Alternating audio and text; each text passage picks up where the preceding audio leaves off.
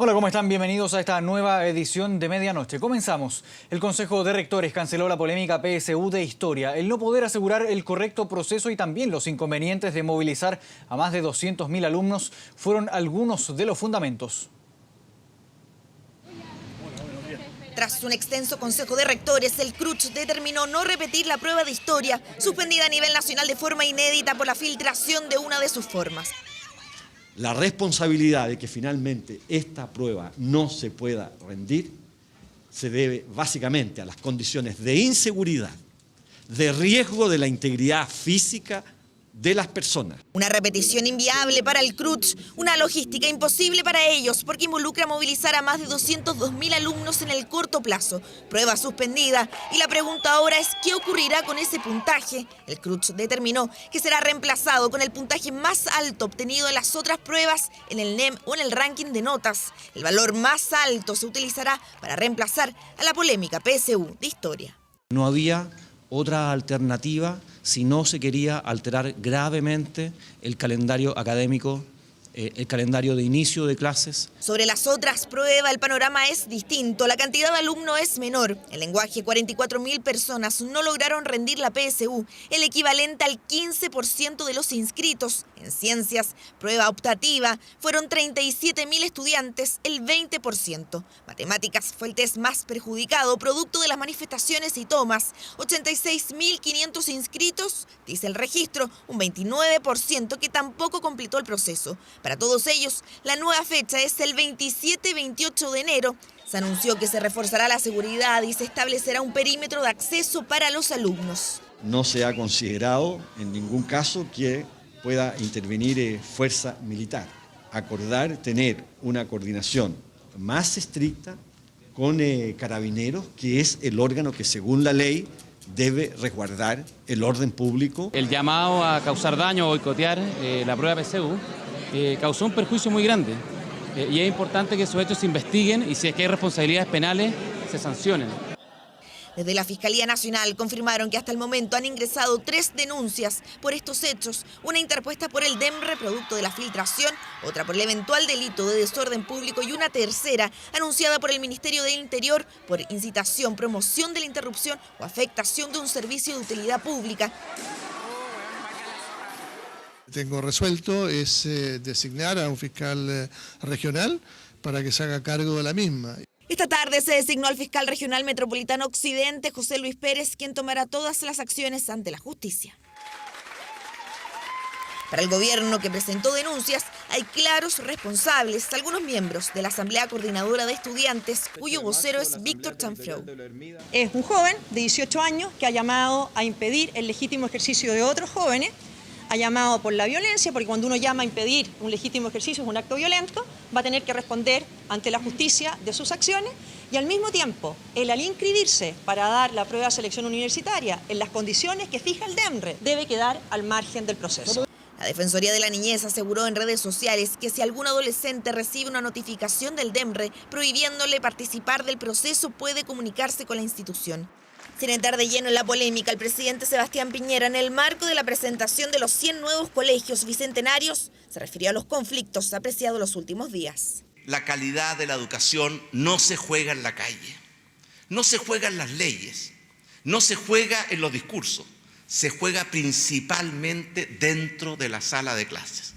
Este jueves fue un día clave para el proceso de admisión 2020. Por primera vez se canceló uno de los test de los 17 años de la prueba de selección universitaria, controvertida PSU, la última, la que por no contar con la prueba de historia se convirtió paradójicamente en la más polémica de su propia historia.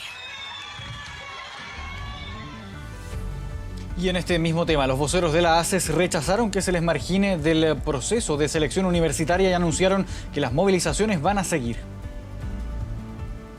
De manera oficial que al parecer nos van a dejar sin un proceso de admisión para este 2020. Las medidas son absurdas, no tienen justificación ni en lo educativo ni en lo legal y tenemos claro que son medidas parches para frenar las movilizaciones que hemos llevado los estudiantes secundarios y que han alcanzado un nivel histórico respecto al rechazo también histórico que existe de la PSU hace ya 14 años desde el 2006 en la Revolución Pingüina. Los estudiantes secundarios nos movilizamos y por fin después de ya 14 años que se viene luchando por el fin a la PSU se logre instalar que esta prueba es segregadora, que esta prueba es discriminadora y que nos íbamos a seguir movilizando por esto. Vamos a otras noticias. La Policía de Investigaciones anunció la detención de 2 personas por su presunta responsabilidad en los ataques e incendio en la estación San Pablo del metro el día 19 de octubre. Uno de ellos habría generado daños y el otro sería responsable del incendio. Además, indicaron que no existiría relación entre ambos, pese a que actuaron en horarios muy similares. Las claves para dar con los supuestos delincuentes fueron las grabaciones de las cámaras de seguridad de la línea 5, videos en redes sociales y testigos de los sucesos. La Fiscalía aclaró que el presunto participante del incendio de la estación ya tenía antecedentes policiales, mientras que el involucrado en los daños no tenía. Sobre él, no descartan que haya actuado como parte de un grupo.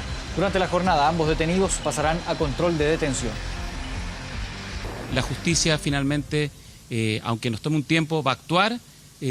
Estamos avanzando en las investigaciones están identificando a las personas que fueron responsables de causar daños tan graves, daños tan profundos. Se trata de 2 personas que luego del trabajo de análisis criminal que se hizo, de trabajo de campo, de testigo, de un trabajo de mucho tiempo, se logró identificar a estas 2 personas, una por incendio y otra por daño calificado, y serán puestas mañana a disposición del tribunal para su formalización y su audiencia de control de detención. De acuerdo a los antecedentes que tenemos, fotografías, testigos, etcétera, este incendio en la línea 1 se inicia en el sector oriente, por el acceso de Neptuno Oriente. En ese lugar el imputado lanza un objeto de portador de fuego con un líquido acelerante que se está investigando cuál es, y ese provoca este incendio estructural en la estación. Seguimos en noticias policiales. En Colina, un grupo de delincuentes intentó asaltar a una oficial del ejército, pero uno de ellos terminó muerto y el otro herido de gravedad. Las circunstancias de la colisión aún no se aclaran del todo, solo que las 2 personas que viajaban en esta moto sufrieron las peores consecuencias. Lamentablemente el conductor aparentemente resulta fallecido, mientras que el acompañante resulta con lesiones de mediana gravedad. El accidente ocurrió a mediodía en el kilómetro 22 de la carretera General San Martín en Colina.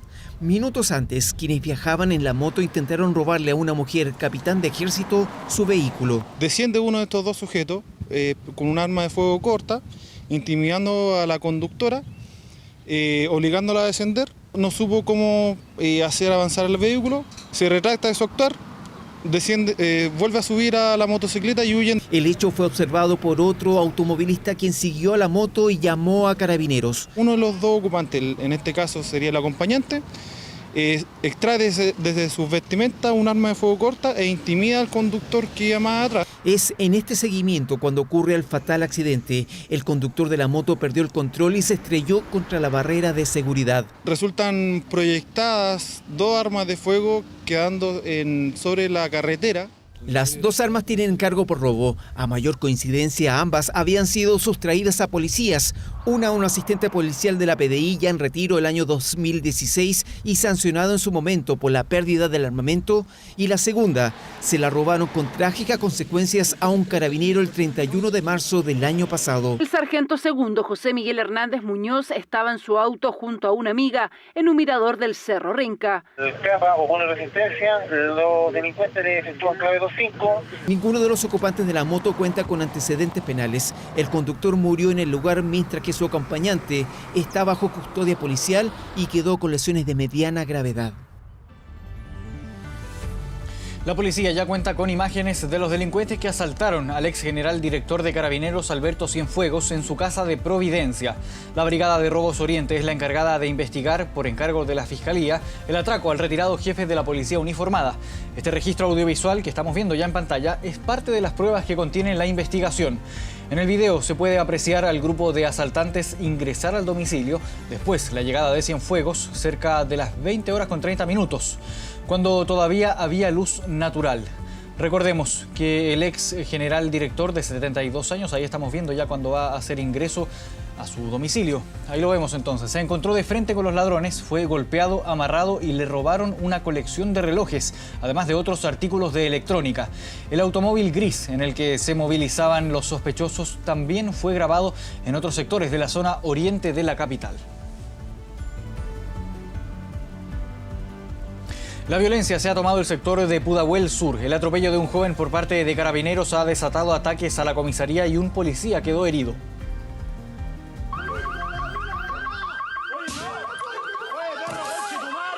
Noche violenta en Pudahuel Sur, segunda jornada de manifestaciones en las cercanías de la 55ª comisaría.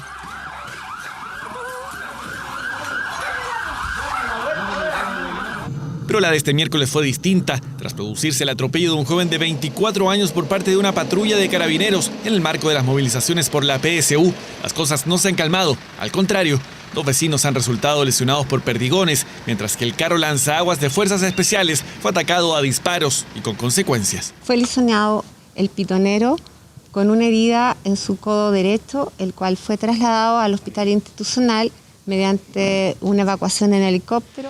Caminar el día después de este hecho por calle Oceanía es confuso. La gente sigue con su vida, va a los almacenes del barrio, pero en el suelo postes sacados de cuajo, bombas lacrimógenas, rejas de contención desmontadas, hablan de lo que aquí ocurre hace ya al menos 48 horas. Estoy con los carabineros. Porque... ¿No está de acuerdo con esto? No, para nada. Mire cómo está. ¿Pero por qué sigue? Pues si ya han hecho tira todo, supermercado, todo, ¿para qué van a seguir más?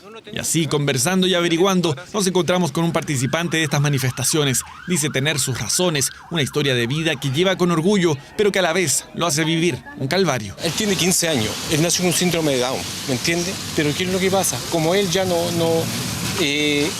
él hemos hecho todo, la nariz, el pulmón y tiene un problema al corazón. Es la historia de Guillermo y su hijo Matías. A todos sus problemas de salud se suma hoy una afección al oído que no tiene cómo costear.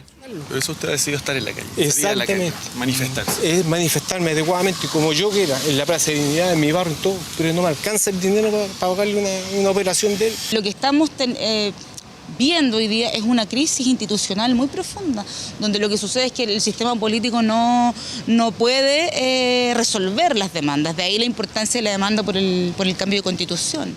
El sargento segundo Sergio Sepúlveda se recupera tras el disparo. El OS9 trabaja en dar con sus autores, hasta este minuto prófugos. Se está trabajando en conjunto con el Ministerio Público para poder esclarecer los hechos lo antes posible, que se determine quiénes fueron las personas responsables y que sean puestas a disposición de la justicia a la brevedad. Y en ese sentido esperar también las mayores condenas. Horas tensas en Pudahuel Sur, violencia que ya tiene a vecinos y carabineros lesionados, hechos que asoman como una extensión de la crisis. Una inédita ordenanza municipal genera polémica en la comuna de Pucón. Anuncian multas de hasta 200.000 pesos para quienes pongan en arriendo sus segundas viviendas a través de plataformas digitales. La ciudad lacustre fue la que tuvo más venta de segundas viviendas en el 2019. De ahí la preocupación de las autoridades que quieren regular estos arriendos, la mayoría informales. Hay gente que compra un departamento para fines turísticos y para disfrutarlo o traspasarlo gratuitamente a algún familiar o a alguien, pero también se han dedicado a ofrecer alojamiento. Y esa es una informalidad que va en perjuicio de la gente de Pucón, que paga sus patentes, que asesoranía todo el año.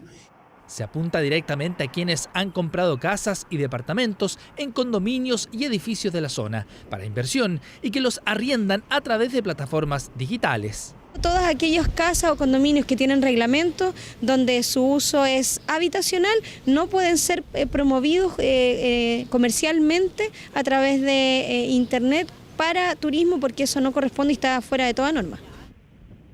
Para quienes destinan una segunda o tercera vivienda para arriendo en Pucón y Caburgua, la invitación del municipio es a formalizar el negocio.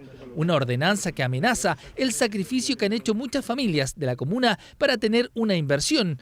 Es el caso de Jorge, que construyó estas cabañas para cuando jubile. Entonces estamos pagando en cierto modo, digamos, las consecuencias a aquellas personas que hicimos un tremendo esfuerzo, toda una vida, para tener una cabañeta, un par de cabañetas de arriendo, y hoy día somos afectados.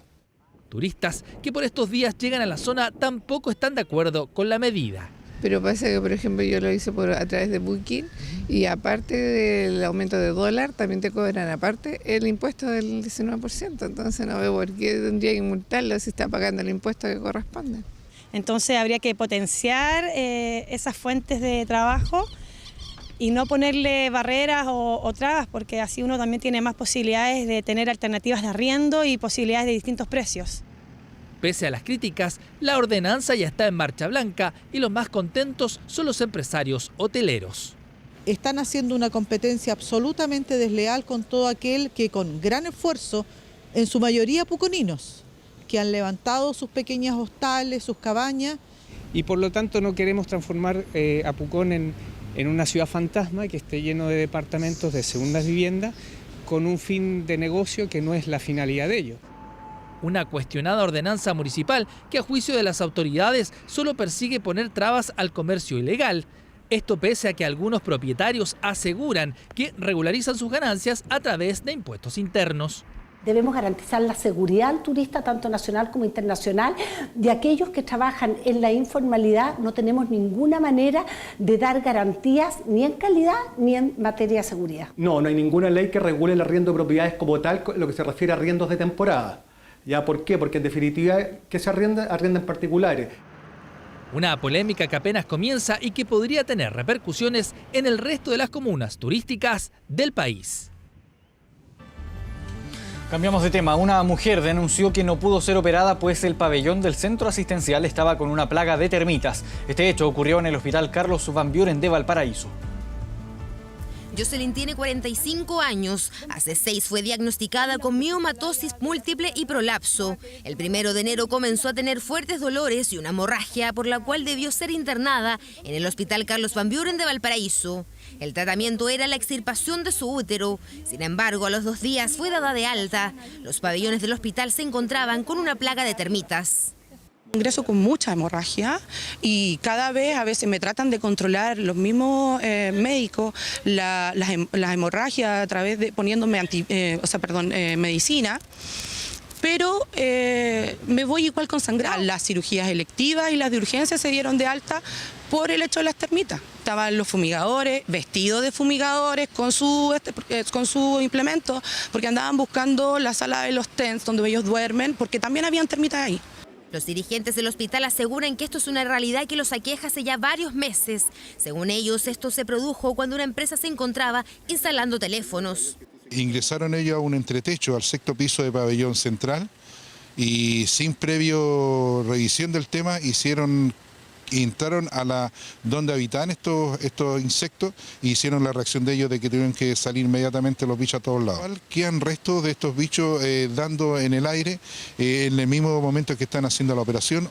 Desde el hospital confirman la plaga de termitas y señalan que están trabajando en solucionarlo. Tras 2 fumigaciones normales, ahora se está realizando una tercera que pretende ser más efectiva. Lamentablemente tuvimos que reprogramar más de 35 pacientes por cirugías en nuestros pabellones, dado que había presencia de termitas, las que fueron oportunamente visualizadas y ya se encuentran los equipos de prevención de riesgo para la fumigación, así que actualmente los pabellones están completamente operativos. El servicio de cirugías tuvo que ser reagendado para cada uno de los pacientes afectados. Por su parte, Jocelyn será intervenida este viernes en un pabellón que ahora sí cuenta con las normas necesarias para este tipo de cirugías. Reformismo, realista. Ese fue el concepto utilizado por el ministro de Hacienda, Ignacio Briones, en la interpelación que protagonizó en la Cámara de Diputados este jueves, la tercera instancia de este tipo en 3 días. Una sesión en la que el jefe de la billetera fiscal catalogó de efectistas algunas medidas como aumentar de una sola vez el sueldo mínimo a 500.000 pesos. Además, aseguró que resulta imperioso ampliar la base de cotizantes del sistema previsional para así poder incrementar las pensiones. Jaime Mulet fue el diputado interpelante en una sesión que debió ser suspendida por cerca de 5 minutos por falta de quórum. Esto luego de que, por momentos, solo 13 parlamentarios de la oposición se encontraran en la sala. El sector político, que dicho sea de paso, fue el mismo que solicitó realizar este cuestionario al ministro de Hacienda. Esta fue la tercera interpelación en 3 días. El próximo martes va a ser el turno de la ministra de Medio Ambiente, Carolina Schmidt. Y el presidente Sebastián Piñera recibió en audiencia al secretario general de la OEA, Luis Almagro, quien respaldó la gestión del gobierno de Chile en la crisis social. Almagro dio una breve declaración después del encuentro y aseguró que reconocían el trabajo en el marco del Estado de Derecho. Valoró además el compromiso de promover una agenda social que busca nuevas oportunidades. El secretario general de la OEA señaló que el presidente Sebastián Piñera ha defendido el orden público y ha tomado medidas especiales para garantizar los derechos humanos. Al finalizar la actividad fue consultado por la presunta injerencia extranjera en los hechos de violencia ocurridos en la crisis social. Mire, usted tiene nada más que hacer un poco de seguimiento de las redes sociales y va a ver de dónde vienen muchos...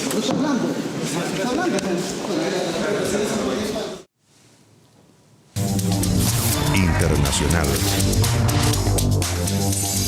Revisamos noticias del mundo en medianoche. El gobierno de Irán pidió a Canadá que comparta la información sobre los supuestos misiles que habrían derribado al avión ucraniano que se estrelló en Teherán este miércoles.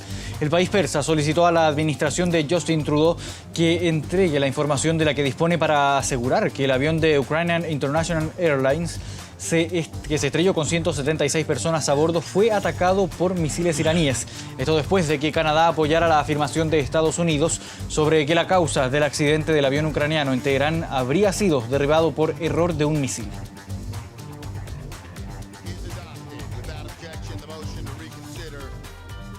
Votó a favor de una resolución que restringe la capacidad del presidente Donald Trump para emprender acciones militares contra Irán.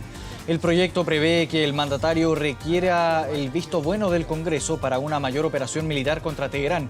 A pesar de su aprobación, la nueva norma carece de poder real para frenar a Trump en caso de que decida empezar una guerra contra Irán. Por ser una resolución simple y no una ley, no necesita la firma del presidente para ser aprobada ni tampoco deberá pasar por el Senado, aunque fue defendida por la presidenta de la Cámara de Representantes, la demócrata Nancy Pelosi. El Parlamento británico aprobó la salida de Reino Unido de la Unión Europea luego de más de 3 años y medio de discusiones. La Cámara de los Comunes dio su visto bueno con 330 votos a favor y 231 en contra, en una victoria que ya se daba por anticipada tras el triunfo del primer ministro Boris Johnson en diciembre. La legislación se someterá ahora al escrutinio de los Lores, donde el gobierno no cuenta con mayoría asegurada, lo que podría implicar nuevos retrasos si es que se modifica el texto y debe volver a ser votado. De lo contrario, estaría listo para recibir el asentamiento final de la reina. Se espera que Reino Unido se retire del bloque el próximo 31 de enero.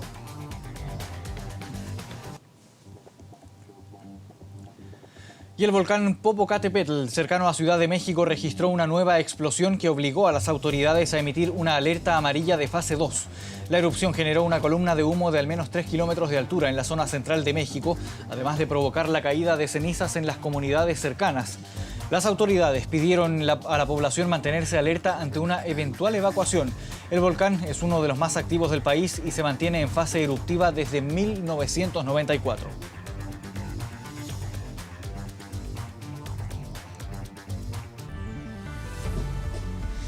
A esta hora tenemos una temperatura de 16,4 grados y hoy viernes Santiago tendrá cielo despejado con una máxima de 32 grados. En el norte Antofagasta estará parcial con una máxima de 23 grados.